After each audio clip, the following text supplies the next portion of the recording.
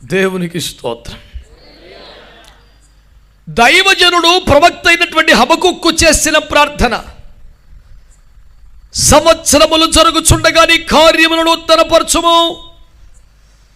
అందులో మజా వచ్చేది ఒకటి ఉన్నది, అది మాకు తెలియజేయము అంటాడు. అవుట్ ఆఫ్ కాంటెక్స్ట్ అయినా మీకు ఊరక ఉపయోగపడుతుందని చెప్తున్నా. ఇది అంశంలోది కాదు, ఒక పాయింట్. మా తాతయ్య అనేవాడు సెలవులకి ఆడుకోవడానికి అమ్మమ్మ తాతయ్యల వాళ్ళకి ఇంటికి వెళితే పొద్దున లేచి ఆట మీద పడి, ఏయ్ ఏదైనా తినిపోండిరా, పొద్దుగాలు లేచి ఖాళీ గడుపుతూ పోతారు అనేవాడు మా తాతయ్య. ఆకలి కావట్లేదు తాతయ్య అనేవాళ్ళు, ఏయ్ కడుపులో సర్ది కట్టుకోరా అనేవాడు. సర్ది మూటలో కట్టుకోవడం, సర్ది క్యారేజీలో కట్టుకోవడం తెలుసు, కానీ కడుపులో సర్ది కట్టుకోవడం ఏంది అంటే ఆయన భావన ఆకలి కాకుండా కూడా తిను, ఆకలి అయినప్పుడు అక్కడికి వస్తుంది రా అని. అట్లనే ఇది ఒక సర్ది మూట, ఇది అంశంలోది కాదు, ఒక పాయింట్ ఉపయోగపడుద్దని చెబుతున్నారు. హబకుక్కు చేసిన ప్రార్థన అని వ్రాసి దానికి ముక్తాయింపు ఏమిచ్చాడు? వాయిద్యములతో పాడదగినది. ప్రార్థన చేస్తారా, ప్రార్థన పాడతారా? కానీ బైబిల్ ఏం చెబుతోంది? ప్రార్థన పాడదగిందని. క్రైస్తవ భక్తి సంగీతం పట్ల, సంగీతం దేవుని యొక్క సంగీత ప్రియత్వం పట్ల పెద్దగా అవగాహన లేని వాళ్ళు రకరకాలుగా మాట్లాడుతారు. కానీ ప్రార్థన చేయవచ్చు, ప్రార్థన పాడవచ్చు. ఇది బైబిల్లో వాయిద్య సహితముగా ప్రార్థన పాడవచ్చుని రాయబడింది. దేవుడు సంగీత ప్రియుడు. పరలోకములో అత్యున్నతమైన సింహాసనము తాను ఆసీనుడై ఉండగా తన చుట్టూ అర్ధచంద్రాకారంలో 24 పెద్దలు సింహాసనాసీనులై ఉంటే ఆ 24 మంది చేతిలో కూడా వీణల్ని పెట్టాడు దేవుడు. వారు ఎప్పుడు వీణలు మోగిస్తూ దేవుని ఆరాధిస్తూ ఉండాలట. అంత ఇష్టం ఆయనకి సంగీతం.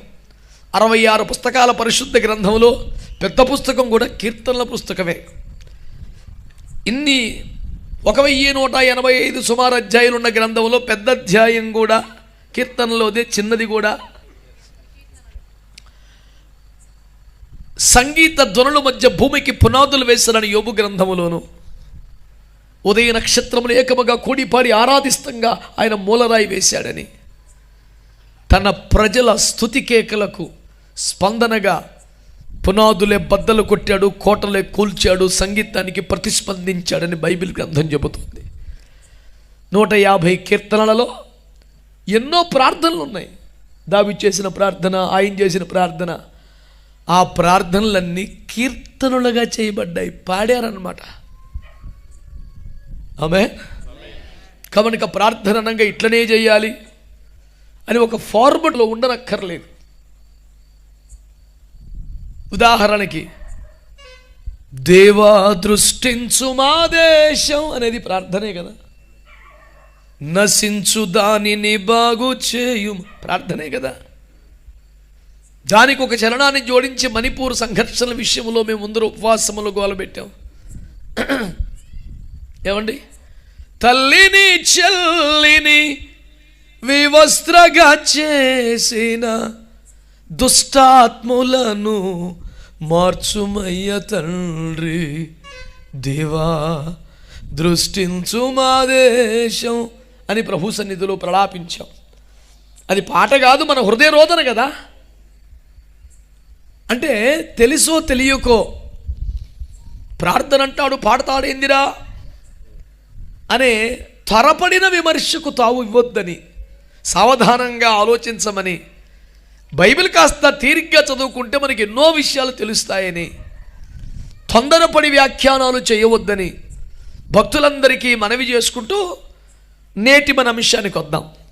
ఇంతకీ రాగయుక్తంగా వాయిద్యములతో కూడా హబకుక్కు చేసిన ప్రార్థన కాదు, పాడిన ప్రార్థన ఏమిటంటే, ప్రభువా సంవత్సరములు గతించుచుండ నన్ను నూతన పరచుము అని పాడాడట. స్తోత్రం, హల్లెలూయా.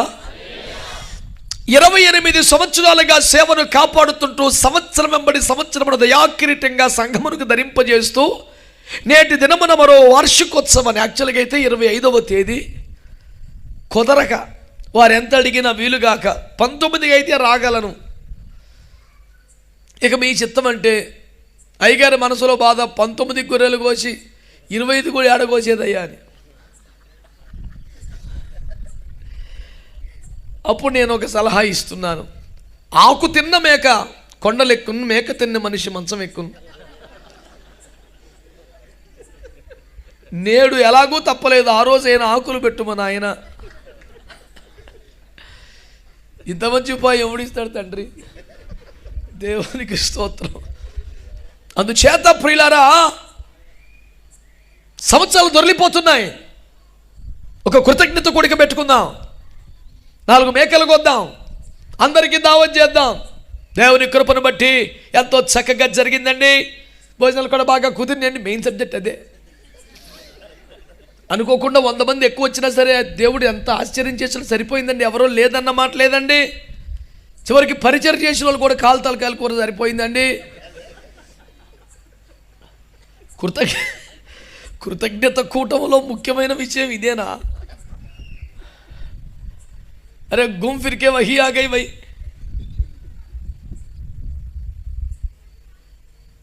తిరిగి ముచ్చట మళ్ళీ ఆడికే వస్తుంది. కనుక ఒక దైవజనుడిగా ఈ సంఘం పట్ల, దైవ సేవకుని కుటుంబం పట్ల, ఈ పరిచర్యల పట్ల ఒక బాధ్యత కలిగిన వ్యక్తిగా సీరియస్గా తీసుకోమని కోరుతున్న మాట, సంవత్సరములు జరుగుతున్నప్పుడు మనము నూతనపరచబడుతూ ఉండాలి. మన దర్శనం నూతనపరచబడాలి, మన అభిషేకము నూతనపరచబడాలి, మన ఆధ్యాత్మిక జీవితం నూతనపరచబడాలి. దేవుని బిడ్డలారా, లోపల అంతరంగ పురుషుడు నూతనపరచబడాలి. 2వ కొరింథీ పత్రిక 4వ అధ్యాయం 16వ వచనములో చదవక్కర్లేదే కానీ ఆయన అన్నాడు, పౌలు గారు, మా బాహ్య పురుషుడు కృషించుచున్నను, ఎక్స్క్యూజ్ మీ, మా అంతరంగ పురుషుడు హ్యాపీ న్యూ ఇయర్ కాదురా, దినదినము నూతనపరచబడుతున్నాడు. ఒక్కలన్నా అవునని కానీ, ఆమెనని కానీ, స్తోత్రం అని కానీ, అరే చుప్చాప్ బయటనేసే క్యామిలేగే భాई, అది आवाज़ उठाना पड़ता हम लोगों को. सिर्फ అలా బీచ్పై కూర్చుంటే ఏమవుతుంది? ఏకీభవించాలి, అవును అనాలి, ఆమేన్ అనాలి, స్తోత్రం అనాలి. దానికి ఎవడైనా అప్లికేషన్ పెడితే పెద్ద శాంక్షన్ చేసి అథారిటీలాగా చూడకూడదు. దేవునికి స్తోత్రం కలుగునుగాక. మంచిగా అందరం ఏమన్నారు? దినదినము అబ్బబ్బబ్బబ్బా, నిన్నటి కంటే పొద్దుగా లేకని మరొక నూతన దినం ఇచ్చినందుకు స్తోత్రం అంటాం. కానీ ప్రభు అంటాడు, వీడిలో నూతనత్వానికి ఏదిరా ఆత్రం? ఈ అలవాటైనదే పాత గాత్రం. ఏమిటది? ప్రభు బలహీనుని పాపిని యోగ్యత లేకపోయినను, అయ్యో మరణమునకు అప్పగించబడి వాడిని సజీవుల లెక్కలో నుంచి మరొక నూతన దినం ఇచ్చినందుకు ఈ స్తోత్రంలో అయినను ఈ దినము కూడా పాత బ్రతికేదను నాయన. శరమానా జాగే భయ్, ఏం విలువలేని ప్రార్థన కాదా ఇది? నేను ఎప్పుడో 2008లోనే నాకు మాసపత్రిక కోసం రాశాను కవిత. నూతనత్వం అంతా గోడల్లోనూ, క్యాలెండర్లోనూ, డైరీలో తప్ప బతుకులో లేకపోయినా ఏవి హ్యాపీ న్యూ ఇయర్ రా అని. క్యాలెండర్ మారిస్తేవి, రంగులు మారిస్తేవి, కొత్త బట్టలు వేస్తేవి, నూతన వాగ్దానం కాటు తీస్తేవి, పాట రాస్తేవి, దేవునికి స్తోత్రం. బుద్ధులు అయ్యే, ఆశలు అయ్యే, కోరికలు అయ్యే, తీర్మానం అయ్యే, హృదయం అదే, పాత బతుకు, రోత బతుకు. Phir బోర్నేలాగా happy new year. ఏ బేషరం కిరిస్తాని అయి సిగ్గుమాలనే క్రైస్తవ్యం అంటున్నాను, తప్పేమీ అనలేదు. నేను స్పృహలో ఉండే మాట్లాడుతున్నాను. రోషం ఉండాలి సార్ క్రైస్తవ్యం ఎన్నందుకు. పాసి మొఖానే ఛాయ్ తాగడానికే మనసు పుట్టదు కదా, మరి అదే పాసి బతుకుతూ ఎన్నాళ్ళు ఏడుస్తావు? మార్చుకోవా? శుద్ధీకరణ లేదా? నూతనత్వం లేదా? సమర్పణలోకి రావా? అదే అలవాటు, అదే అలంకరణ, అదే తిండి, అదే ధ్యాస, ఆర్థిక సంబంధమైన, భౌతిక సంబంధమైన, పదార్థ వైభవోపేతమైనటువంటి అభివృద్ధి మీద తప్ప ఆత్మలో అభివృద్ధి మీద అసలు సోయలేకపోయే.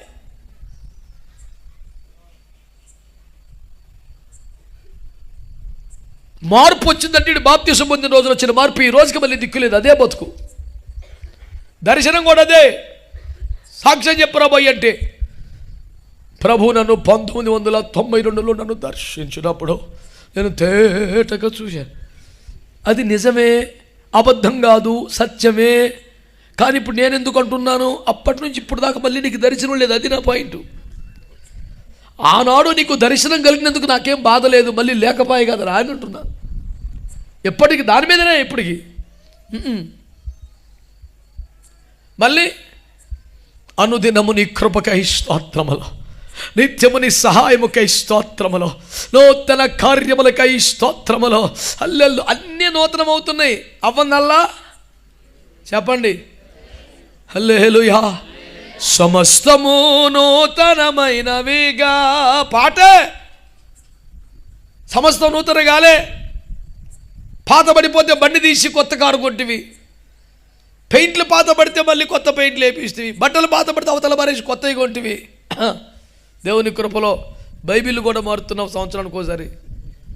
మారందల్లా ఇవుడు సంవత్సరానికి ఒక్కసారి కూడా కాదురా నాయన, దినదినము నూతన పరచబడాలని వాక్యం చెబుతోంది. అంటే నిన్నటికంటే ఈరోజు అనండి సీరియస్గా, నిన్నటికంటే ఈరోజు మన దర్శనములో, మన ప్రార్థనలో, మన తీర్మానములో, మన ప్రతిష్టలో, మన సమర్పణలో, మన భాషలో, మన అభిలాషలో, మన అభిభాషణలో నిన్నటికంటే నేడు కొంచెమైన నూతనత్వం లేకపోతే, ఇందులో నూతనమైనటువంటి కృప చేత నువ్వు మార్చబడకపోతే మరి ఇంకేం ప్రయోజనం? చెట్టుకు వయసు వస్తుంది, నీకు వస్తుంది అంతేనా?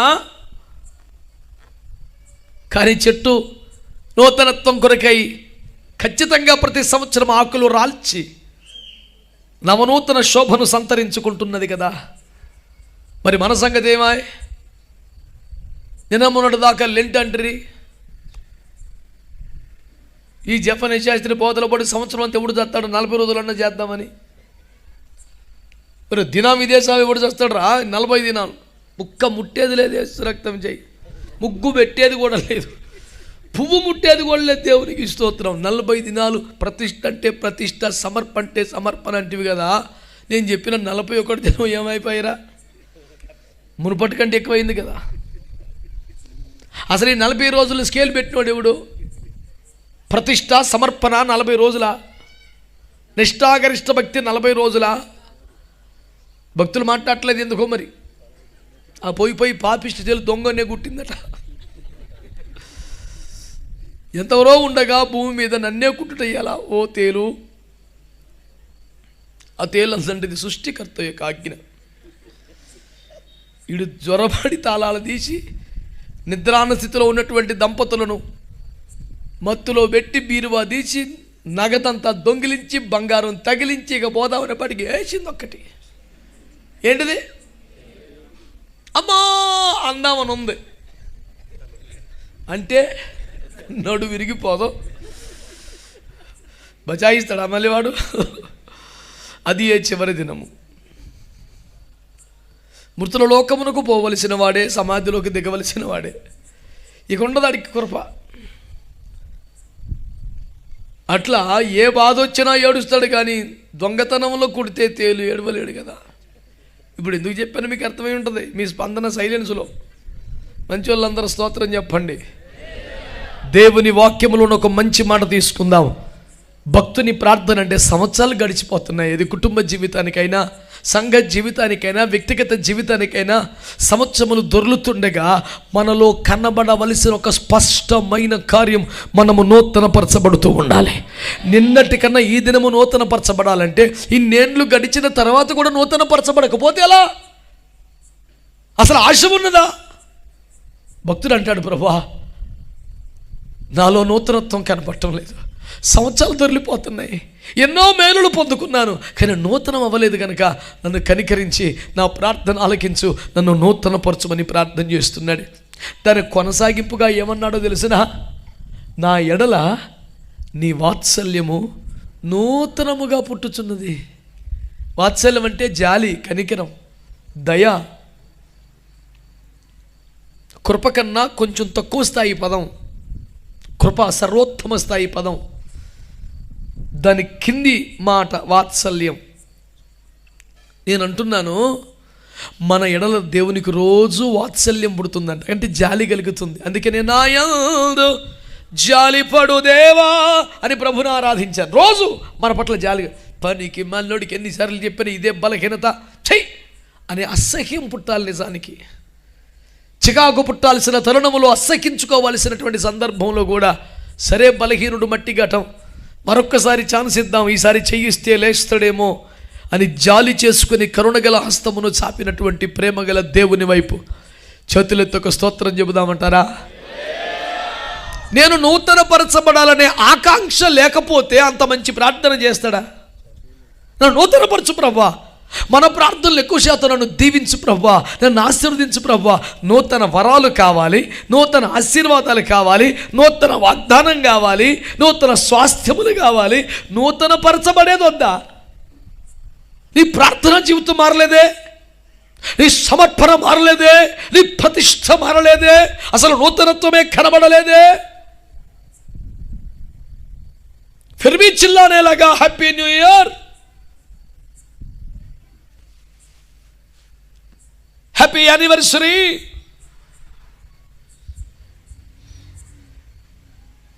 నిజమైన హ్యాపీ ఎప్పుడు వస్తుంది తెలుసా దేవునికి? మనము నూతన పరచబడుతున్నప్పుడు. నూతన పరచుము దేవా, యేసయ్యకి ఎంత ఇష్టమైన ప్రార్థన కదా, ఎంత సంతోషిస్తాడో. ఈ వార్షికోత్సవం సందర్భంగా సంఘమా, దేవుని ప్రజలారా, నూతన పరచబడనందుకు సిగ్గుపడి పశ్చాత్తాపడి నన్ను నూతన పరచుమనే ప్రార్థన తీవ్ర స్థాయిలో నిత్యము చేయుటకు ఆరంభించమని ఈ వార్షికోత్సవ సందేశంగా ప్రభు పాదాల వద్ద నుండి మీ వద్దకి మాటను తీసుకొని వస్తూ ఉన్నాను. మా ప్రార్థన ఈ వార్షికోత్సవ సందర్భంగా మన ప్రార్థన ఏమై ఉండాలి? ప్రభువా నన్ను, చెబుదాం గట్టిగా, ప్రభువా నన్ను, దేవా నన్ను. మరొకసారి అందరు కలిసి, దేవా నన్ను. దేవునికి స్తోత్రం కలుగునగా. ఆయన ప్రార్థనలు ఆలకించే దేవుడా కాదా? అసలు చేస్తేనే కదండి. యాకోబు పత్రిక 3వ అధ్యాయంలో మీరేమీ అడుగుటలేదు కనుకనే మీరేమీ పొందట్లేదు అన్నాడు. మత్తయి సువార్త 8లో అడుగుడి ఇయ్యబడును, అడుగు ప్రతివానికి ఇయ్యబడును. ఇంకొక మంచి మాట చెప్పేదా? మీరు రొట్టెను అడిగితే రాయినివ్వను కదా అన్నాడంటే అడిగినదే ఇయ్యబడును. 3 మాటలు చెప్పండి. అడుగుడి మీకు, అడుగు ప్రతివానికి, అడిగినదే. ఇంత మంచి దేవుడు ఎక్కడున్నాడు? అంత మంచోడిని దగ్గర పెట్టుకొని కూడా ఈ పాత పద్ధతే, పాత ఆలోచనే, పాత బ్రతుకే నూతన పరచు ప్రభు అనే ప్రార్థన మీలో ఆరంభం కావాలని నేను కోరుకుంటున్నాను. నూతన యెరూషలేమును గమ్యముగా పెట్టుకున్న దేవుని ప్రజలారా, నూతన వాగ్దానములలో ఆనందిస్తున్నటువంటి ప్రజలారా, నూతన కార్యముల యందు మనస్సు కలిగిన ప్రజలారా, నూతన ప్రాంతములను స్వాస్థ్యముగా పొందుకుంటలో ఆనందించు సేవకులారా, మన అంతరంగము నూతన పరచబడినప్పుడు మన తండ్రి సంతోషపడతాడనే మాటను జ్ఞాపకం చేసుకోమని కోరుతున్నాను. పాత బుద్ధులు పోవాలి, పాత పద్ధతులు పోవాలి, పాత ఆలోచనలు పోవాలి. పాత పులిసిన పిండి ఉండొద్దు, అది ముద్దంతా పులి చేస్తుంది, దాన్ని తీసివేయమనే దేవుని హెచ్చరిక 1 కొరింథీ 13లో ఉన్నదాన్ని జ్ఞాపకం చేసుకోండి. అది తీసేయాలని. పాతది కొత్తది కలువదని మాసిక వేయుట మానుమని, అది పోవాలి మన దగ్గర. దేవునికి స్తోత్రం కలుగునుగాక. చెప్దామండి మంచిగా. మన ప్రార్థన ఈ దినం మొదలుకొని ఖచ్చితంగా ఏమై ఉండాలి చెప్పండి? ఈ ప్రార్థన చేయుటకు మనకున్న ధైర్యం ఏమిటి? దాని తదుపరి మాటే, అనుదినము మా ఎడల నీకు నూతనముగా వాత్సల్యం పడుతుంది. ఒకవేళ నిన్నటి అవకాశములు దుర్వినియోగము చేసుకున్న దౌర్భాగ్యున్నే అయితే కూడా నా పట్ల ఈరోజు దేవునికి నూతనంగా వాత్సల్యం కలుగుతుందట.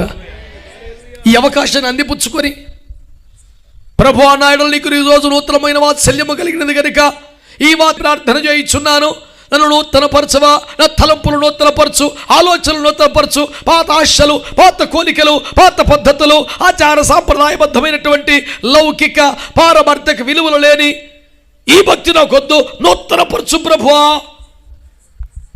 అని ఒక కసి మనలో రావాలి. ఇద్దరు ముగ్గురు అన్నారు, అందరూ నన్ను తప్పులే. ఆమేన్. బిడ్డలారా, ఈ ప్రార్థన ఆలకించడానికి దేవునికి మన యెడల నూతన వాత్సల్యం ఉన్నది. ఇంకెందుకు భయం? ఏమంటాడో ఏమో. ఆఫీసర్ లీవ్ అడుగుదామంటే కోపిష్ట, పైగా నా మీద ఇంకొంచెం సీరియస్గా ఉన్నాడు, ఇప్పుడు పోయి లీవ్ అడిగితే గూబలు వాయిస్తాడు అనిపిస్తుంది. కానీ అతడు మిక్కిలి కనికరము కలిగిన తండ్రి మనసు ఉన్నోడైతే భయమేమని అడగడానికి పోయి అది తప్పడే అప్లికేషన్ అయితే ఇంకా దర్జాగా పట్టుకెళ్ళొచ్చుగా. మన మధ్యలో దేవుడు ఉన్నాడా? హలో, ఎక్కడ కూర్చున్నాడు తెలుసునా? వాక్యంలో రాయబడి ఉంది, ఆయన కరుణాపీఠం మీద కూర్చున్నాడు కదండి. అంటే దాని అర్థం కృప సింహాసనం వేసుకొని కూర్చున్నాడు. మీకు ఒక మంచి మాట చెప్పనా? రేపో మాపో ఆయన న్యాయపీఠం మీదకి వెళ్తాడు, కానీ ఈరోజు ఇంకా ఇప్పటికింకా కరుణాపీఠం మీదే ఉన్నాడు. సంతోషపడి స్తోత్రం చెప్పాల్సిన టైంలో కూడా నేను అడిగితే చెబుదామని చూస్తానంటే నా ముఖం అలాగా. అట్లా లైవ్ చూసుకుంటే చాలు, వాడికి అదే ఎక్కువ. 3,000 రూపాయలు టికెట్ కొనుక్కొని, 100 రూపాయలకి వాటర్ బాటిల్ కొనుక్కొని, 50 రూపాయలకి సమోసా కొనుక్కొని నానా సావులు వచ్చే స్టేడియంలో ఎందుకు రా చచ్చేది? అది ఈడ్చి కూడా 6 కొట్టినాం కూడా. అసలు రేపు పొద్దున పరలోకం పోతే పోతమేనా? అసలు ఆ రూట్లో ఏమైనా కొంచెం విశ్వాసం కలుగుతుందా? ఊరినే చూసిపోదాం వచ్చావు కోటానికి, మరి ఇంకెందుకు వచ్చావు? ఒకవేళ ఆడికి వెళ్తే రేపు పొద్దున్న నాన్ స్టాప్గా మనం చేయవలసిన పని ఏంటి? ఇందాక చెప్పినా కదా, మళ్ళీ చెప్పమంటావా? చెప్తూనే ఉండాలి. దగ్గర అలిసిపోయినట్టున్నారు అప్పుడే. దేవుని స్తోత్రం, హల్లెలూయా. దేవుని బిడ్డలారా, ఒక మంచి మాట మీ దృష్టికి తెస్తున్నాను. ఇది మొదలుకొని మన ప్రార్థన కాదు, నిజమైన ఆశతో, అపేక్షతో, కోరికతో, ఎదురు చూపులతో చేయాల్సిన ప్రార్థన. ప్రభువా నన్ను నూతనపరచు ప్రభువా. ఆమేన్. సంవత్సరములు జరుగుతుండగా నన్ను, నా కార్యమును నూతనపరచు అని నాకు తెలియజేయి. ఏ ధైర్యంతో చేయాలి ఈ ప్రార్థన? ఈ ప్రార్థన చేసే వారి పట్ల అనుదినము నూతన వాత్సల్యము పుట్టుచున్నది కనుక ఏమంటాడో ఏమో అనే టెన్షన్ లేకుండా తప్పకుండా ఆలకిస్తాడు, అంగీకరిస్తాడు, అనుగ్రహిస్తాడనే ధైర్యంతో నన్ను నూతనపరచమని ప్రార్థన చేయవలసిందని మిమ్మల్ని ప్రోత్సహిస్తా ఉన్నాను. దేవునికి స్తోత్రం కలుగునుగాక. హల్లెలూయా.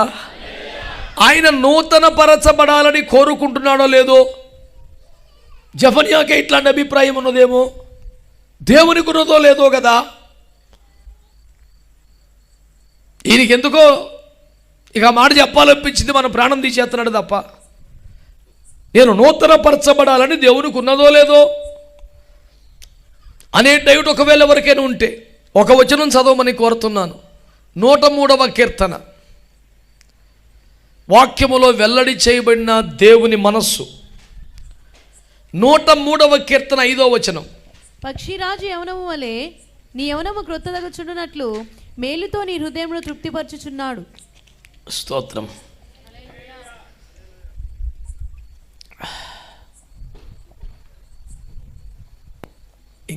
ఇంకా 103వ కీర్తన పేజీ దొరకలేదురా నీకు? రే, కీర్తన పుస్తకమే దొరకకపోతే నీకేం దొరుకుతుంది ఇంకానే? దేవుని స్తోత్రం. పోన్లే నా ఇంక చూడు, ఇంక కలిసిపోకండి. స్తోత్రం, హల్లెలూయా. ప్రియులారా, బాగా నా మాట వినండి. పక్షిరాజు యవ్వనము కొత్త దగ్గుచుండునట్లు మేలుతో నీ హృదయమును. నా వైపు చూస్తూ యథార్థంగా మంచి మనస్సాక్షితో మీరు జవాబు చెప్పండి. యేసయ్య మీకేమైనా మేలులు చేశాడా? మర్యాదగా చెప్పొద్దు, నిజంగానే ఏమైనా మేలులు చేస్తే చెప్పండి. యేసయ్య మీకేమైనా మేలులు చేశాడా? అన్ని మేలులు హృదయాన్ని తృప్తిపరచి ఉండకపోవచ్చు, కానీ ఒకటైనా కొన్నైనా చాలయ్యా అనే తృప్తినిచ్చి ఉంటాయిగా కదండి. మేలు చేయక నీవు ఉండలేవయ్యా అనే పాటలో నేను ఒక చరణం జోడించుకున్నాను చివరిలో. అందులో నేను అంటాను, నీ మేలులు తృప్తినిచ్చిన, నీ కార్యముల్ బలమిచ్చిన.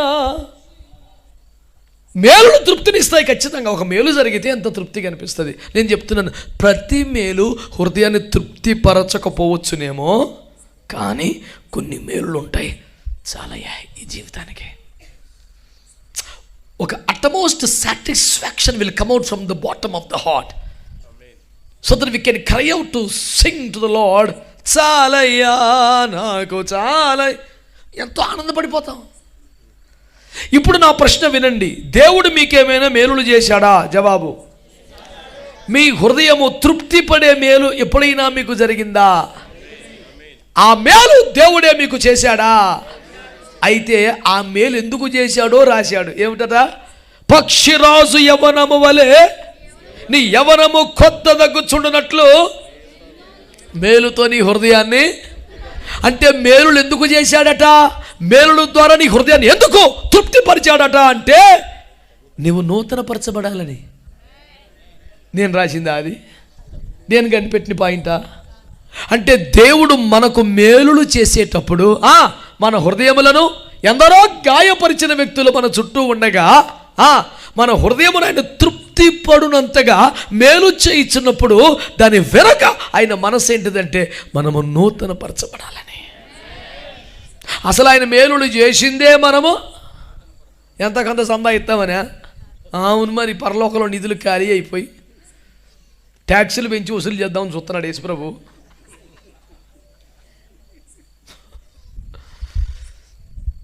ఇది కోతకు సమయం అన్న పాట గుర్తుందా మీకు? మరి చెప్పండి బాబు, గుర్తుందా లేదా? మిమ్మల్ని కదా అడుగుతున్నాను, లోపల ఫీల్ అయిపోతారేంటి? అందులో ఒక లైన్ ఉంటుంది, యజమాని నిధులని నిలువాయనే కదా. ఆ మాట ఎంతో మంచిగా అనిపిస్తుంది.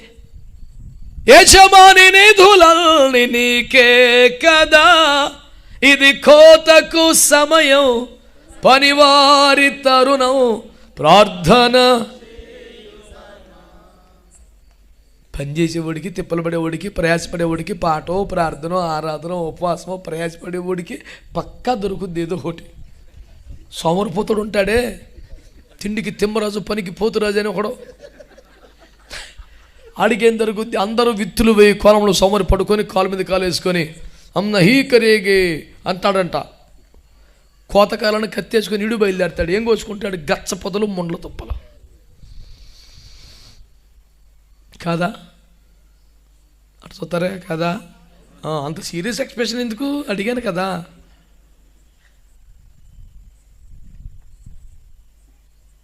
अरे समझ में नहीं यार, लोग अचानक ऐसी हो रहे. ప్రియులారా, దేవుని వాక్యములో ఒక పక్షిరాజు యవ్వనము క్రొత్తదగునట్లుగా నీవు నూతన పరచబడుటకై ఆయన మేలుతో నీ హృదయాన్ని. అంటే నీకు మేలు చేసిన ప్రతిసారి నీ సంధానం ఒక పథకం పెట్టి లాగేసే ఎవ్వరమో ఉన్నారుగా కొందరు. ప్రభు స్తోత్రం. తాకిటి తాటేక లాగేసే రకం. 10,000 రూపాయలు కట్టు, 7,000 రూపాయలు సరుకు నీకు ఇస్తానన్నాడు నన్ను ఒకడు. నేను అన్నాను, అయితే 7,000 ఉంచుకున్నా, 3,000 తీరా, నేను 3,000 కడతా. అట్టకాదు, నువ్వు 10,000 ఇస్తేనే, నువ్వు 3,000 ఇచ్చినట్టే 7,000 రూపాయల నేను గిఫ్ట్లు నీకు వెనకెత్తాను. గిఫ్ట్లు నీ కాడ పెట్టుకోబాయి, ఆ 3,000 ఇస్తాను, రాయి రసీదు. మరి 7,000 రూపాయలు అప్పరంగా వదిలేసి 3 రూపాయలకి రసీదు రత్తకు నొప్పి ఏంటి? లేదు లేదు, అందులోనే ఉంది మొదలపు. ఆ 7,000 రూపాయల గిఫ్ట్లకి 700 అవుతుంది, అదంతా మతలపు. వాడి బిజినెస్ అంతా అక్కడనే ఉన్నది. వాడి ముచ్చట ఏం తెలిసినా ఏతాకిచ్చి తాటాకి లాగేస్తాడు. ఎవడో కూటం పెట్టాడు చూడు, ఒకడు బలంగా వాడబడుతున్నాడు. ఈ కూటానికి ఒకడు చాలు, సెలరీకి పోతున్నాడు నాన్ స్టాప్గా. ఏదోటి పెట్టు, చాకిలెట్ బిస్కెట్ ఊరుకుంటాడు. శోధన. స్తోత్రం చెప్పండి. మంచోళ్ళందరూ స్తోత్రం చెప్పండి. హల్లెలూయా. ప్రభునందు మిక్కిలి ప్రియమైన దేవుని ప్రజలారా, ఆయనట మన పక్షిరాజులాగా మనము నూతన పరచబడాలని మనకేం చేస్తున్నాడంట? చెప్పాలి గట్టిగా, చెప్పాలి గట్టిగా. వేలు చేయక నీవు ఆరాధించక నేను. అక్కడ మారాల్సిందంటే నూతన పరచబడకుండా నేను ఉండలేనని చెప్పాలి. సిద్ధాంతం అదేగా. ఇప్పుడు ఆ దైవజనుడు పాటను వ్యతిరేకించట్లా, మన బోధ చెప్తున్నా. మేలులు చేసిందే మనలో నూతనత్వాన్ని కోరుకొని ఆయన అనుకున్నాడు, ఇన్ని మేలులు చేసినాడు, పాత బతికే బతుకుతున్నాడు ఏంట్రా అని బాధపడతాడంట. మన హృదయ వేదన ఆయన అర్థం చేసుకోవాలి. ఆయన మనసులో బాధ మాత్రం మనకు పట్టింపు ఉండదు.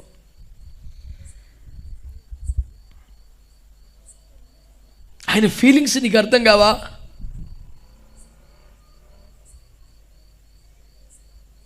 మొన్న పిల్లగాడికి చెప్పాను నేను,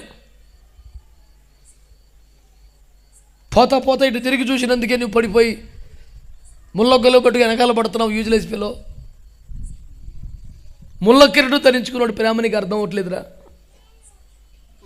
3 మేకులు కొట్టించుకున్నాడు ప్రేమ నీకు అర్థం అవుతలేదురా. నువ్వు గులాబీ పట్టుకు ఎందుకు పరిగెడతావు? ఎట్ట చూసిందన్నా, ఆవిడికేం మెడబట్టి ఇటు తిరిగిందో, నీ సావు ఎందుకురా నీకు?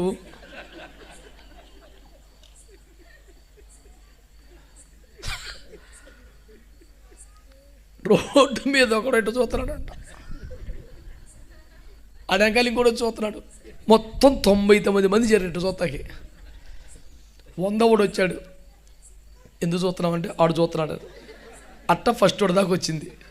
ఫస్ట్ వాడు చెప్పాడండి, నేను చూస్తున్నాను సావ మెడబట్టింది.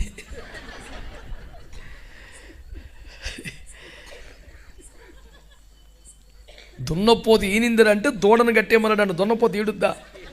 పనికి మాలిన పని, తెలివి ఉండదు, అసలు ఆలోచించరు. ఎవడని చెప్తే ఆమేన్ హల్లెలూయా. వాక్యంలో ఉందో లేదో చూడొచ్చుగా. అసలు అది దేవుని మనస్సా కాదని ప్రశ్నించాలి కదా. దేవుని వాక్యం తెలియజేస్తుంది, నీకు మేలు చేసిన ప్రతిసారి నీ నుండి ఆలోచించేది ఒక చందా కాదు నాయనా, నువ్వు నూతన పరచబడాలని దేవుడు కోరుకుంటున్నాడు. హల్లెలూయా.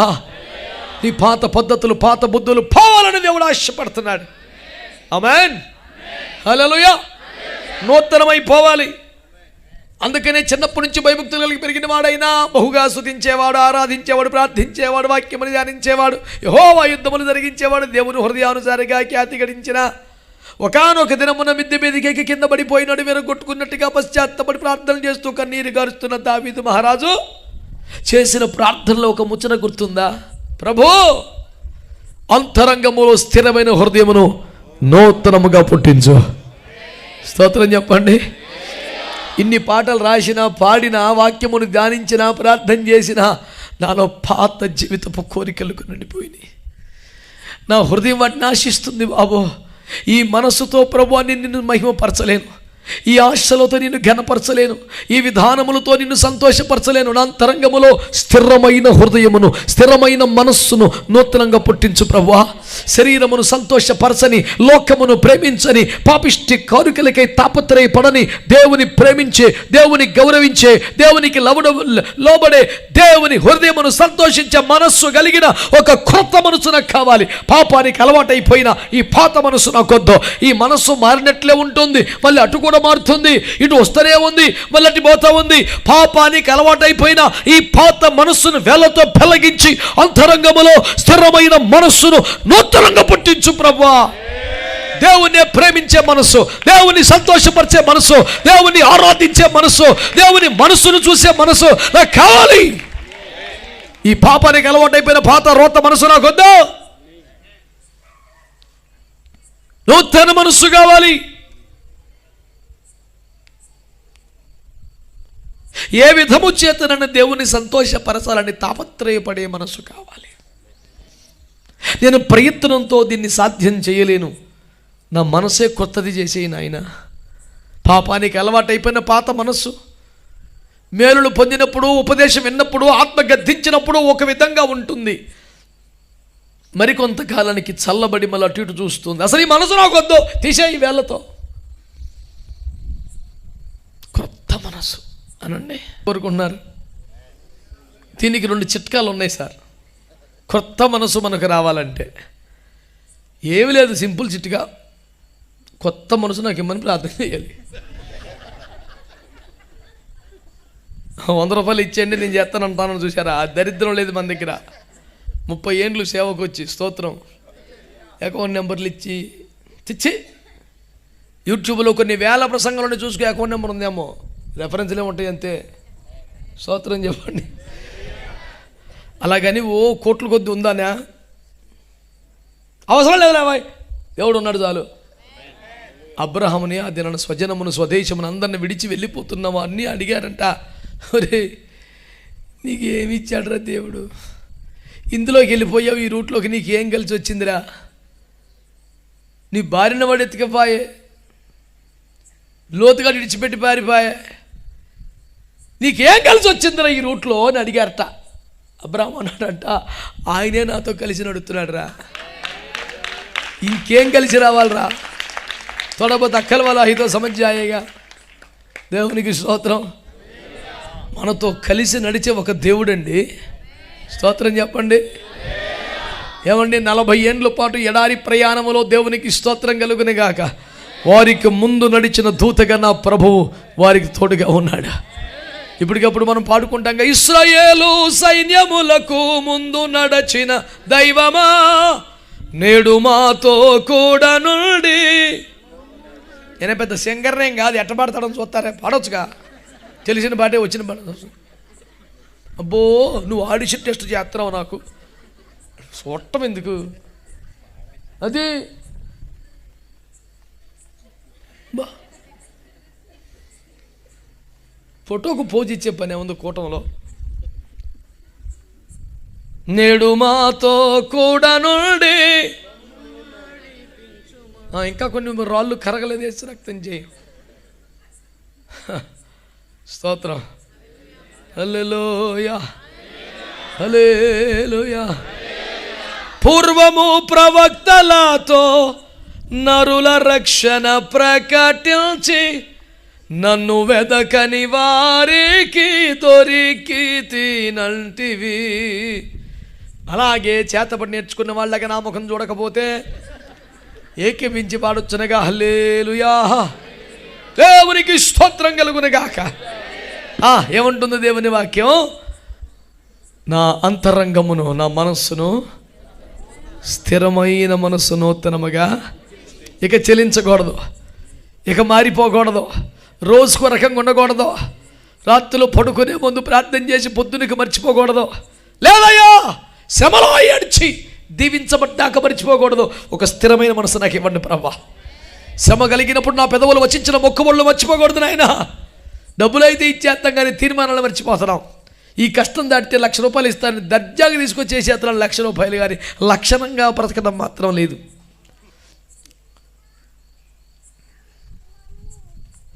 పరలోకం నీ మూట కోసం ఎదురు చూస్తలేదు, నీ కోసం ఎదురు చూస్తుంది. స్తోత్రం చెప్పండి. వీధులు కూడా బంగారమే సార్. నువ్వు ఇచ్చిన డబ్బులతో అక్కడ తారు పూసే దరిద్రం లేదు. బంగారు వీధులలో హల్లెలూయా, నిష్కలంక పరిశుద్ధులలో పేద నేను. బంగారు కాళ్ళ కింద కూడా రోట్లు బంగారం వేసి పెట్టాడు. ఇల్లు బంగారమే. ఏమండి, సింహాసనాలు కిరీటాలు ఎలాగూ బంగారమే. పెద్దలు అంటారు ఏదన్నా మంచి పని, ఓరని ఇల్లు బంగారంగాను అంటాడు. ఎవడిల్లున్న బంగారం అయిద్దా? ఇంత బంగారం ఉంటే గొప్ప. చేతుకో మూతుకో తగిలించి అంతకు సాలపోతే ఏడన్నా పెట్టి తృప్తి పడతామే. మరీ తక్కువ ఉంటే ఏం చేయాలి మరి? బంగారం అంటే అంత గొప్ప. కానీ కాళ్ళ కింద సిస్టమ్ రెడీ చేశాడు సార్. పరలోకాన్ని నిజంగా నమ్మేవాడికి, అక్కడ పిక్చర్ కరెక్ట్గా అర్థమైన వాడికి ఇక బంగారం మీద ఇంట్రెస్ట్ ఉండదు. కాళ్ళ కింద ఉంటుందిగా, ఇంక ఫీలింగ్ ఏముండదు. అలా అది లేనోడికి ఎట్లా చిన్న దొరికితే దేవుని కృపను బట్టి ప్రభు నన్ను ఎంతగానో ఆశీర్వదించాడండి. హల్లెలూయా హల్లెలూయా. సోనాకే రింగ్ మిలే. హల్లెలూయా. अरे वो चप्पल का बराबर है भाई। फिर కాదా మరి మనం అక్కడ వాళ్ళమేనా ఇక్కడ వాళ్ళమా? ఇది నాన్ లోకల్, అది లోకల్. మనము పరదేశులమును యాత్రికులమై ఉన్నాం. ఎంత తొందరగా పిలిస్తే పోదామని చూస్తున్నాం. మొన్నకైనా చంపి పాడేస్తారని అసలు మీదకి వచ్చాడు. నేను అన్నా నీకెందుకు జైలుకి వెళ్ళి చెప్పుకోడు, కొన్ని రోజులు ఉండి ఆయన ఎట్టకు తీసుకుపోతాను నన్ను. నేను రచ్చబండ మీద రాయిలాగా ఎన్నో ఉంటాను భూమి మీద, పోను. అసలు ఒక బోర మోగితే అందరం పోతాం, నీకు దరిద్రం వదిలిపోద్ది, నువ్వే ఉంది. కానీ ఎకరాల కొద్ది క్యాంపస్లన్నీ నీ కాదు. ఎవడు ఉంటాడు సార్? అయ్యో కష్టపడి తెచ్చి కట్టుకోవాలని నేను రాను రాకలని ఎవడు అంటాడా? ఎగిరి గంతేసి పోం, మొత్తం మీయేగా తీసుకోండి. నీకెందుకు లేని పని, మురికి జైలుకి వెళ్ళే పని వదిలేయి. దేవునికి స్తోత్రం. మన ప్రార్థన ఏంటి? నూతన పరచబట్టానికి చిట్కా ఉన్నదని చెప్పాను కదా. ఒకటి, రెండోది చెప్పలేదు ఇంకా, మంచి ఉద్యోగం ఉన్నావు. రెండోది చెప్తా చూడు. సమూయేలు మొదటి గ్రంథం 10వ అధ్యాయం తీసినావు బిడ్డ. మొదటి సమూయేలు 10:6 వచనం. ఆత్మ నీ మీదికి బలముగా దిగివచ్చును, నీవు కొంచెం ఓపిక చేసుకొని సప్పట్లు కొట్టను గారు ఒకసారి కొట్ట జోర్సే తాళి మారో. ఆమేన్, హల్లెలూయా. ఎంత చక్కని మాట కదా. యెహోవా ఆత్మ నీ మీదికి బలముగా వచ్చును, అప్పుడు నీకు క్రొత్త మనస్సు వచ్చును. యాక్చువల్గా కానీ నాకు కూడా ఈ వాక్యం తెలుసు, ట్రై చేస్తున్నాను. కానీ ఆ పాత తలంపులే, పాత కోరికలు, అప్పుడు చూసిన సినిమాలే గుర్తొచ్చేస్తున్నాయి అన్నయ్య. నిజం మానేశాను కానీ అదే గుర్తొస్తుంది అన్నయ్య. దేవుని స్తోత్రం. నీకెట్ట బాధది ఇక సాధంతో ముక్కు మూసుకుంటే, కిటికీ ఎప్పుడు తిరిగితే, కాలు మీద కాలు వేసుకుంటే, చెయ్యి ముడత పెడితే పోయేగా అది. నువ్వు ఎంతసేపు ఊపిరి పెట్టినా మళ్ళీ వదిలేసిన తర్వాత మామూలే. విన్నావా? అవి ఆరోగ్యానికి మాత్రమే పనికి వస్తాయి, అంతరంగంలో నూతనత్వాన్ని తెచ్చిపెట్టలేవు నాయన. చిట్కా నెంబర్ 2 చెప్పనా? యెహోవా ఆత్మ బలముగా నీ మీదకి వచ్చును. ఆమేన్, ఆమేన్. ఎప్పుడైతే దేవుని ఆత్మ బలముగా నీ మీదకి వస్తుందో నీ కొత్త మనసు వస్తుందంట. పాత మనసు ఏమనేది సౌలు గారికి? నా గాడిదలు నాన్న కొడతాడు ఇంటికి వెళ్తే, 2 గాడిదలు 5 వీసులు వేసిపోయాలో, నువ్వెందుకు పనికి వస్తావరా, పనికి మాలినవాడు అంటాడు నన్ను. నీకు దండం పెడతా, నాకు గాడిదలు ఆడునే చెప్పు. ఈ రాత్రికి భోజనం చేసి పడుకో, రేపు పొద్దున్న చెప్తాను. గాడిదలు చెప్తావుగా? చెప్తాను లేరా, పడుకో. చిన్నాడు పడుకున్న పొద్దున్న లేనా, అయ్యా గాడిదలు ఉండరా, నీకు ప్రార్థన చేస్తాను, రైట్రా. నెత్తి మీద నూనె పోసి దేవుడు నేను ఇశ్రాయేలుకి అధిపతిగా నిర్మించాడంట. అది సరే, మరి గాడిదలు కాదు, నువ్వు కింగ్ అయ్యావురా అంటే మరి గాడిదలు, అమ్మో వీడితో సావలేమరా, వీడెన్ని చేసిన గాడిద వదులుతలేదు వీడు అని వీడికి సెట్ చేశాడు ప్రోగ్రామ్. అంటే ఒరే, నీకు ప్రవక్తల సమూహం కనపడద్ది, బైపాస్ వెళ్ళిపో, బైపాస్ చేసి వెళ్ళకు, ఉండవు కలువు, వాళ్ళతో కలువు, వాళ్ళు చెప్పింది నువ్వు చెప్పు, నువ్వు కూడా నాకు ప్రకటించడం రాదండి, గాడిదలు ఎత్తుక్కోవటమే కుదరలేదు. రే గాడిద ఏందిరా ఈ గాడిదలు, మన నాన్న కొడతాడయ్యా. బెన్యామీను గోత్రం అంటే ఆఖరి, అందులో కీష్ అంటే పేదోడు, అందులో నేనంటే యూజ్లెస్ పిలో. గాడిద ఇన్ని రకాలు ఉన్నవాడికి ఒకటే పరిష్కారం ఏంటంటే దేవుని ఆత్మ బలము గారి మీదకి రావాలి. ఫ్యామిలీలో లాస్ట్, ఫైనాన్స్లో లాస్ట్, టాలెంట్లో లాస్ట్. ఈడు ఫస్ట్ అవ్వాలంటే और दूसरा मौका भी नहीं. దేవుని ఆత్మ బలముగా వాడి మీదకి రా. ఉద్యోగంలో కానీ, వ్యాపారంలో కానీ, కనీసం చదువుల్లో కానీ, బిడ్డలారా వెనకబడిపోయి చివరి నుంచి నీ ఫస్ట్ పేరు అయితే నీకేం భయం లేదు. యెహోవా ఆత్మ నీ మీదకి బలం వస్తే యు విల్ బికమ్ ఫస్ట్. మంచిగా స్తోత్రం చెప్పు. హల్లెలూయా. మొన్న ఒకడు అన్నాడు విశాఖపట్నంలో, ఏం చదువుతున్నారు అంటే 10th class 5th year sir అన్నాడు. నాకు ఒక సెకండ్ అర్థం కాల, నేను పెద్ద చదువుకున్నాను నేను కాదుగా. 10th క్లాస్ 5th ఇయర్, నేను 1 సంవత్సరమే చదివాను కదా. డిగ్రీ 3 సంవత్సరాలు, ఇంటర్ 2 సంవత్సరాలు, పీజీ 2 సంవత్సరాలు, ఇది 5 సంవత్సరాలు అయిందిరా. అప్పుడు కానీ అర్థం అలా అమ్మ దుర్మార్గుడా 5 ఏండ్ల బట్ట ఈ అద్భుత జ్ఞాన భాండాగారం సంవత్సరానికి పేపర్ పాస్ అవుతాడు అంటాడు. ఇంకో సంవత్సరానికి అయిద్ది అనమాట. అమ్మ దొంగ విధానం ఎట్లా తయారయ్యవట్రా నువ్వు? సీరియస్గా చూస్తే మరి ఏం చేయనన్నా అసలు క్లియర్ అవ్వట్లేదు. యెహోవా ఆత్మ బలముగానే మీదకి వస్తే నీకు నూతన మనసు వస్తుంది, విద్యందు ఆసక్తి పుడుతుంది, జ్ఞాన వివేకములు కలిగిన ఆత్మ వస్తుంది, చక్కని ప్రత్యుత్తరమీయగలిగిన సామర్థ్యం వస్తుంది, సమయోచితమైన కృప దొరుకుతుంది. యెహోవా ఆత్మ నీ మీదకి బలముగా వస్తే నీకు ఒక కొత్త మనసు. మాట్లాడతలేదు మీరు? నూతన మనసు రావాలంటే ఏం చేయాలి? 1 ప్రార్థన చేయాలి, 2 బలమైన యెహోవా ఆత్మ నీ మీదకి రావాలి. ఇప్పుడు యెహోవా ఆత్మ బలముగా నీ మీదకి రావాలంటే ఏం చేయాలి? అబ్బా ఉండండి, అన్నిటికీ అదే చెప్తారు. నేనేం ప్రార్థన తక్కువ చేస్తలేను కానీ ఇంక చిన్న ఉన్నాయి ముచ్చట్లు. యెహోవా ఆత్మ నీ మీదకి బలంగా రావాలంటే నా ఫస్ట్ మాటేనండి, అసలు ఆత్మ లేదు ఏం లేదు, దూరం మూసుకునే సంఘానికి వెళ్ళటం అని. ఒక్కరు కూడా అనలేదు అనలేదు చూసారా? దిల్ మీద దర్ద్ రే భాయ్, అంత పెద్ద మాట నేసినావు కదా, నాకు మనసు గాయమైపోయినది. మంచిగా విను. అసలు పరిశుద్ధాత్మను నమ్మకపోతే, పరిశుద్ధాత్మను కోరకపోతే, పరిశుద్ధాత్మకై వేడకపోతే, పరిశుద్ధాత్మకై కనిపెట్టకపోతే, పరిశుద్ధాత్మ బలముగా దిగి వచ్చి నింపివేసే అనుభవంలో లేకపోతే మరి ఎట్టనాన్న? దాహమైనప్పుడు బాయికాడికి పోవాలి కానీ బొడ్రాయి కాడికి కూర్చొని రచ్చబడి మీద కూర్చొని నాకు నీళ్ళు కావాలంటే ఎట్ట బాయికాడికి పోవాలి నాన్న? There is no other way. For you have to go to the waters in order to quench your thirst. No other way. It is the common simple process to get satisfied your thirst. ఇంకొక ముచ్చటే లేదు నీకు. దాహం అవుతుంది కదా, దాహం ఉన్నది కదా, నీళ్ళ కాడికి రా. యెషయా 55:1 చెప్పింది అదే కదా. డబ్బులుంటే రండి, ఒక దరిద్రానికి 10,000 కట్టి మెంబర్షిప్ తీసుకుంటే రండి. అట్లా చూడగా పుట్టినరోజు కేక్ ఇస్తా, చచ్చిపోతే పెట్టిస్తా, ఊరిని స్కీములు మండిపోను. ఏంది ఇది? మనకి ఎందుకులే పేర్లు అంతే. పాపం భక్తులు కూడా ఎంత అమాయకులు అంటే అయ్యగారు గుర్తుపెట్టుకొని కేక్ పంపాడు. అయ్యగారికి ఏం తెలిసిరా? నెలకి 25,000 రూపాయలు జీతం తీసుకునే వాళ్ళు 100 మంది ఉన్నారు ఆ పని చేస్తాకి.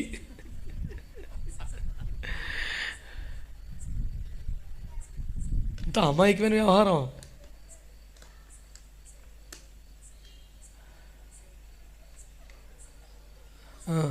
తీరుబాటుగా రకంగానే ఉంది. బిడ్డలారా శ్రద్ధగా ఆలోచించండి. దేవుని ఆ నమ్మకపోతే, అంగీకరించకపోతే, ఏకీపించకపోతే, ప్రార్థించకపోతే, కనిపెట్టకపోతే, దేవుని ఆత్మ బలముగా దిగి వచ్చి ఆత్మ సంబంధమైన క్రమాలు ఆ సంఘములో సేవ లేకపోతే అట్లాంటి చోటకు పోయి ఏం పొందుకుంటావు? ఉట్టి మాటలే. వ్యర్థమైపోద్ది నీ సమయం, నీ భక్తి, నీ డబ్బు. ఎక్కడికి పోవాలి మరి? యెహోవా ఆత్మ బలముగా నీ వద్దకు వస్తుంది. ఎప్పుడో? ప్రవక్తల సమూహం ప్రవచిస్తా కనపడతారు, వాళ్ళలో కలిసిపో అని చెప్పాడు అక్కడ. నేను రాసుకొచ్చిన పాయింట్ కాదు. నువ్వు వెళుతుండగా ప్రవక్తల సమూహం కనపడుతుంది నీకు. మనకు వద్దులే బాబు, మన సిద్ధాంతం ఇది కాదంట, డినామినేషన్ ఇది కాదంట, మన దగ్గర పౌచాలు లేవంట, ఇవన్నీ మనకు వద్దంట అని బైపాస్ చేసి పక్క నుంచి వెళ్ళిపోకుండా ఆయన అందులో కలిసిపో. ఎవరిలో కలిసిపోవాలి? వరములు కలిగిన వారిలో, కృప పొందిన వారిలో, వాడబడుతున్న వారిలో, అభిషేకించబడ్డ వారిలో, ఇప్పటికే కృప వరముల చేత దేవుని మహింపరుస్తున్న వారిలో కలో. నేను చేసే బోధ కాదు సార్, ఇది బైబిల్లో ఉంది. నీకు డినామినేషన్ అంటే ఇష్టం. చిన్నప్పటి నుంచి అండలో ఉన్నాం కదా, మరి చిన్నప్పటి నుంచి దేవుళ్ళలోని కొనుడు వచ్చాడు. ఇప్పుడు ఆయన ఏం చేద్దాం మరి? అటు పంపుదాం మళ్ళీ. తెలుసో తెలియక ఏదో చేసాం, సత్యం అర్థమైనప్పుడు రావాలి కదా. మాట్లాడరంటే పరిశుద్ధాత్మను కోరుము జీవమా యేసు, ప్రభుని పేరట వేడుము. పరిశుద్ధాత్మ లేకపోతే వాక్యం చదివినా అది అర్థమవుతుంది, న్యూస్ పేపర్ చదివినట్టే. పరిశుద్ధాత్మ లేనిది వేదాగమ పఠనముగాదిది. ఎట్లుంటుంది తెలిసిన, నెర చీకటిల్ట సరకులు వెదకూరీతిల్ పల్మరు వెదకి నను నిరర్థకమై పోవును వేగా. అందుచేత పరిశుద్ధాత్మను కోరుము జీవమా యేసు, ప్రభుని పేరట. అయ్యలారా దేవునికి స్తోత్రం చెప్పండి.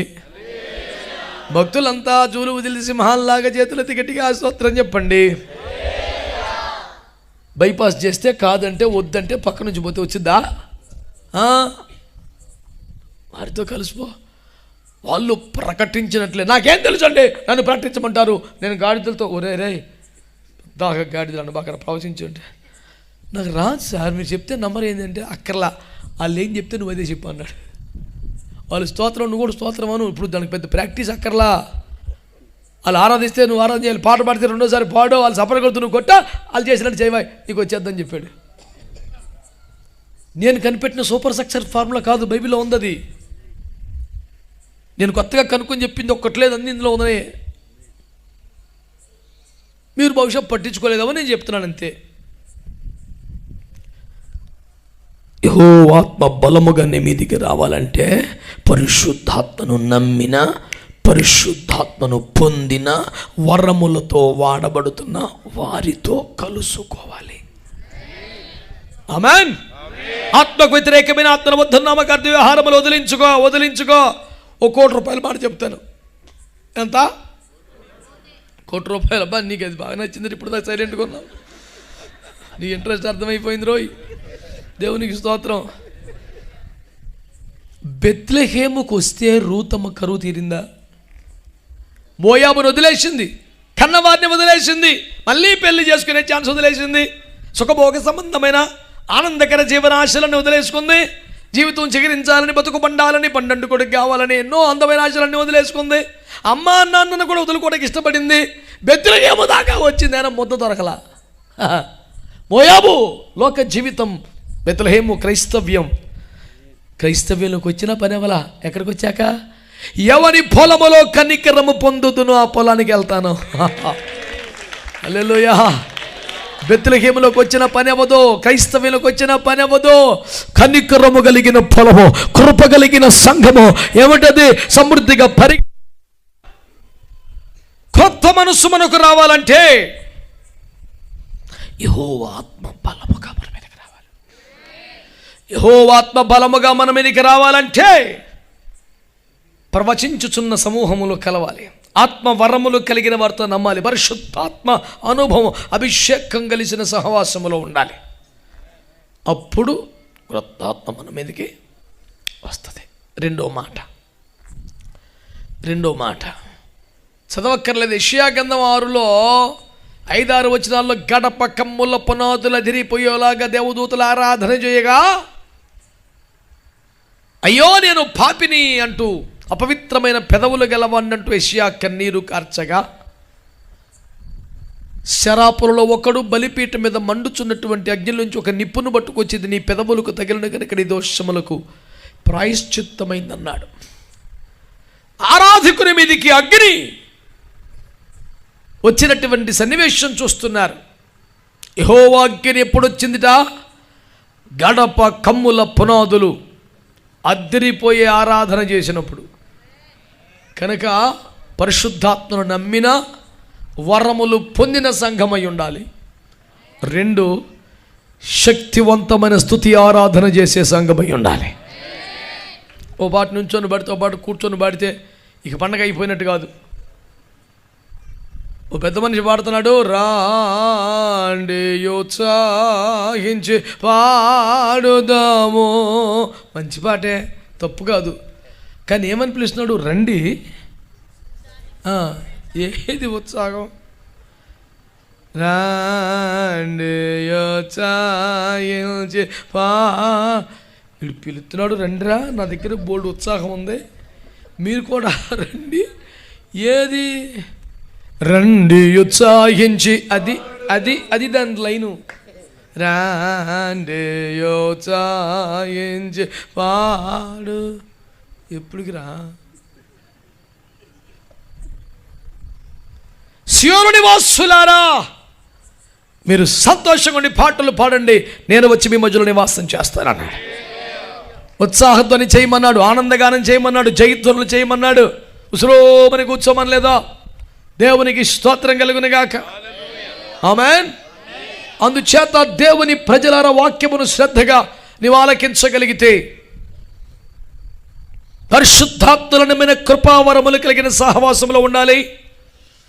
రెండో, శక్తివంతమైన స్తుతి ఆరాధన చేసే సంఘములో ఉండాలి. మూడో, అపోస్తుల కార్యం 10:46 ప్రకారం అతని వాక్యము విన్న వారందరి మీదకి పరిశుద్ధాత్మ దిగి వచ్చింది. అపోస్తుల బోధలో ఉండాలి. ఏది పడితే అది విని, ఏమండి నీ నొప్పులు పోతాయి, నీ తిప్పలు పోతాయి, నీ అప్పులు పోతాయి, నీ గొప్పలు వస్తాయి, ఆమేన్ ఆమేన్, ఐ రిసీవ్ అనుకుంటే అవ్వదు పని.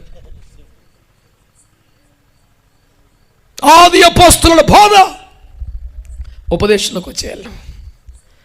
అప్పుడు ఆ వాక్యం వింటూ ఉండగానే నీ మీదికి బలమైన అభిషేకం.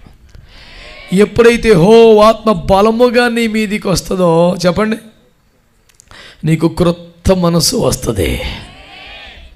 నీలో దేవుడు కోరుకునే కార్యం అదే. దేవునికి స్తోత్రం కలుగును గాక.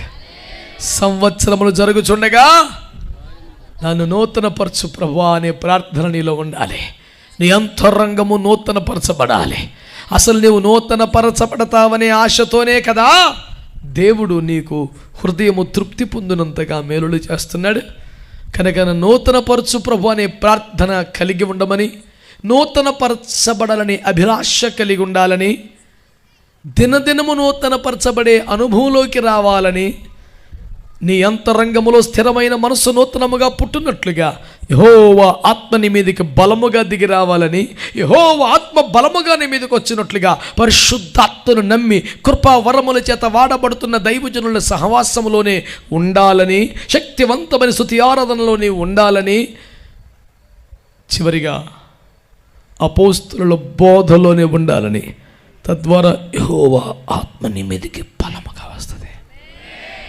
ఆత్మ నీ మీదకి దిగి వచ్చినప్పుడల్లా నువ్వు నూతన పరచబడతావు. ఆమేన్. పరిశుద్ధాత్ముడు నూతన నిబంధన కాలంలో నీలో నివసిస్తాడని ఎరుగుదును. నీలో నివసించిన దేవుని ఆత్మ గమనించ, నూతన నిబంధన కాలములో కూడా పదే పదే వారు దేవుడు ఆత్మచేత నింపబడుతున్నట్లు, అభిషేకింపబడుతున్నట్లు, ఆ అనుభవాలలో వారు సాగినట్లు మనము చూడగలం. కాబట్టి పరిశుద్ధాత్మ అనుభవంలో ఉండండి, అభిషేకపు సహవాసాల్లో ఉండండి, అపోస్తుల బోధల్లో ఉండండి. యెహోవా ఆత్మ తరచుగా మీ మీదకి దిగి రానివ్వండి. మిమ్మల్ని ఆత్మచేత నిత్యము దేవుడు దర్శించనివ్వండి. నూతన పరచబడండి, నూతన నిరీక్షణముకు సిద్ధపడండి. దేవుడు మిమ్మల్ని నూతన మార్గములో నడిపించును గాక. తలల వంచి కళ్ళు మూసుకోండి, చిన్న ప్రార్థన చేసుకుందాము. అందరము కలిసి ప్రార్థన చేద్దాం. తలల వంచి కళ్ళు మూసుకోండి.